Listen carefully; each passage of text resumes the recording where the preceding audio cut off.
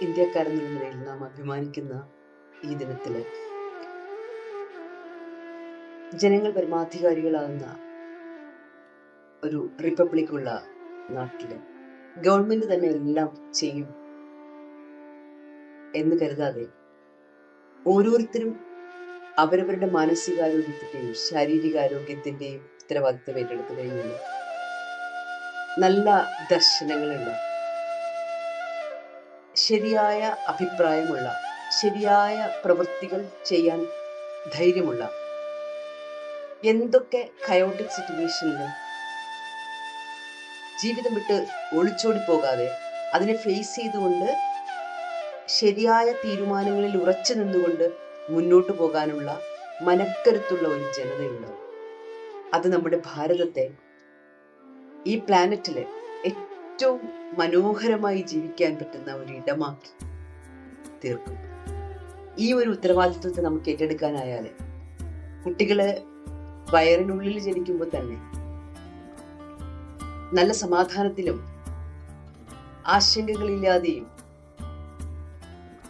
അവരെ ആരോഗ്യത്തോടുകൂടി പുറത്തേക്ക് വരാൻ സഹായിക്കുന്ന മാനസികാവസ്ഥകളിൽ അമ്മമാരും അവരുടെ ചുറ്റുപാടുകളും കുട്ടികൾ പുറത്തേക്ക് വന്നു കഴിഞ്ഞാൽ നല്ല വാല്യൂ ബേസ്ഡ് ആയിട്ടുള്ള, അവർക്കൊരു ഇന്റേണൽ ഫ്രീഡം കിട്ടുന്ന, ശരിയായിട്ട് സ്നേഹിക്കപ്പെടുന്ന, ശരിയായ രീതിയിൽ ജീവിതത്തിന്റെ വെല്ലുവിളികൾ നേരിടാൻ തക്കവണ്ണം അവരെ പ്രാപ്തരാക്കുന്ന വിധത്തില് ഒരു വിദ്യാഭ്യാസ സമ്പ്രദായം നമുക്കുണ്ടാക്കാൻ പറ്റിയാല്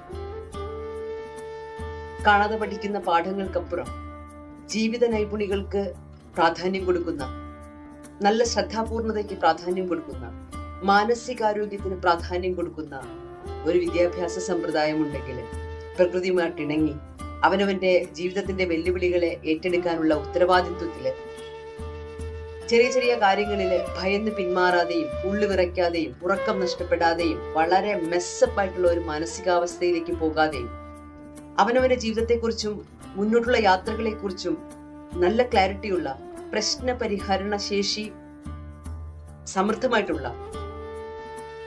ശരിയായ തീരുമാനങ്ങൾ എടുക്കാൻ വേണ്ടിയിട്ട് വേറൊരാളുടെ പിന്നാലെ നടക്കാതെ, വേറൊരാളിന്റെ അഭിപ്രായങ്ങൾക്ക് കാത്തു നിൽക്കാതെ അവനവന്റെ ജീവിതത്തെ സംബന്ധിക്കുന്ന തീരുമാനങ്ങൾ എടുക്കാനും മുന്നോട്ട് പോകാനുമുള്ള ആർജവമുണ്ടെങ്കിൽ നമ്മുടെ ഒരു പ്രോപ്പർട്ടിയും, അവരവരുടേതാണെങ്കിലും മറ്റുള്ളവരുടേതാണെങ്കിലും, രാഷ്ട്രത്തിന്റെ ഒരു പ്രോപ്പർട്ടിയും നശിപ്പിക്കാൻ ആർക്കും അധികാരമില്ല എന്ന ബോധത്തിലേക്ക് ഉണരുന്ന ഒരു തലമുറയും ഒരു ജനതയും ആ വിധത്തില് പ്രവർത്തിക്കാൻ തുടങ്ങിയാല് ഏത് രാഷ്ട്രമാണ് ഏറ്റവും അഭിമാനകരമായ വിധത്തിലേക്ക് ഉണരാതിരിക്കുന്നത്? മറ്റാരെങ്കിലും നമ്മുടെ ജീവിതത്തെ, നമ്മുടെ സിസ്റ്റത്തെ ശരിയാക്കി തരും എന്ന് വിചാരിക്കാതെ നമ്മുടെ ജീവിതത്തിന്റെയും നമ്മുടെ ചുറ്റുപാടുമുള്ള കാര്യങ്ങളിലെ നമ്മുടെ കർമ്മങ്ങളുടെയും ഉത്തരവാദിത്വം ഏറ്റെടുത്തുകൊണ്ട് മുന്നോട്ട് പോകാൻ നാം തീരുമാനിക്കുന്നത് എപ്പോഴാണ്, അവിടെ മുതൽ നമ്മുടെ ജീവിതവും മറ്റുള്ളവരുടെ ജീവിതവും ശരിയായ രീതിയിൽ ചേഞ്ച് ചെയ്യാൻ.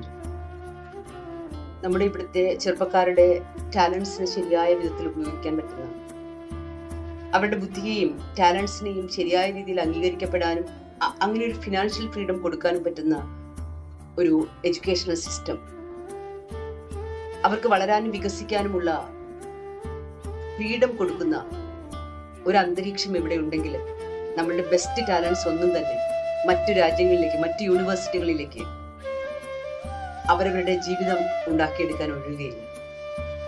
അത്തരം ഒരു സിസ്റ്റം ഉണ്ടെങ്കിൽ ഭാരതത്തിലെ ഇത്രയും ഇന്റലക്ച്വൽ ആയിട്ടുള്ള, ഇത്രയ്ക്കും മാനസികമായിട്ട് കരുത്തുള്ള ഒരു തലമുറ അന്യരാജ്യങ്ങളിൽ പോയി കഷ്ടപ്പെട്ട് അവിടുത്തെ ജോലികൾ ചെയ്ത് പഠിക്കുന്നതിനേക്കാൾ എത്ര മനോഹരമാണ് അവരെ ശരിയായ രീതിയിൽ അവരുടെ ആ റിസോഴ്സ്ഫുൾനെസ് ശരിക്കും ഉപയോഗിക്കാൻ പറ്റുന്ന ഒരു രാഷ്ട്രം ഇവിടെ തന്നെ ആ കുട്ടികളെ സേഫ് ആക്കിയിരുന്നെങ്കിൽ ഒരു ബ്രെയിൻ ട്രെയിനിങ് നമുക്കിവിടെ ഉണ്ടാവില്ല.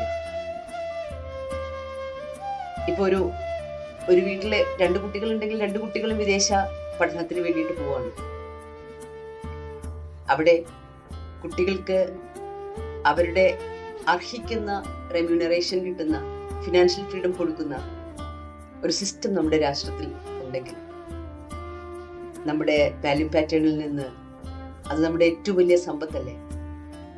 ആ സമ്പത്ത് വേറെ എവിടേക്കും ഒഴിയില്ല. അത് നമ്മുടെ ഭാരതത്തെ അതിന് വളർച്ചയുടെ ഏറ്റവും നെറുകയിൽ കൊണ്ടെത്തിക്കാനായിട്ട് സഹായിക്കും. ഇവിടുത്തെ സമാധാനവും ഇവിടുത്തെ പ്രാക്ടീസസും ഇവിടെയുള്ള അമേസിംഗ് ആയിട്ടുള്ള കലകളും സാഹിത്യവും ഇതൊന്നും നമുക്ക് നഷ്ടപ്പെടാതെ അതിൻ്റെ ഒരു കലവറ സൂക്ഷിക്കാനായിട്ട് സാധിക്കും. എല്ലാവർക്കും റിപ്പബ്ലിക് ദിനാശംസകൾ.